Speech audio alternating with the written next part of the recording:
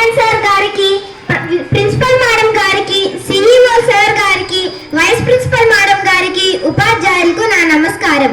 నా తోటి విద్యార్థులకు ముందుగా గణతంత్ర దినోత్సవ శుభాకాంక్షలు. నా పేరు ఆనందవర్షిణి. ఈ రోజు మనం 75వ గణతంత్ర దినోత్సవ వేడుకను జరుపుకుంటున్నాము.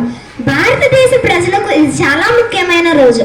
ప్రతి సంవత్సరం జనవరి 26న గణతంత్ర దినోత్సవ వేడుకను జరుపుకోవడానికి ప్రధాన కారణం స్వాతంత్రం వచ్చినప్పటికీ మన దేశానికి సొంత రాజ్యాంగం లేదు. అందుకని దీన్ని రూపొందించడానికి డాక్టర్ బిఆర్ అంబేద్కర్ అధ్యక్షతన ముసాయిదా కమిటీని ఏర్పాటు చేశారు. దీనిని రూపొందించడానికి 2 సంవత్సరాల 11 నెలల 18 రోజులు పట్టింది. తరువాత జనవరి 26, 1950న భారత రాజ్యాంగం అమలులోకి వచ్చింది. మన రాజ్యాంగం ప్రపంచంలోకెల్లా అతిపెద్ద లిఖిత రాజ్యాంగం.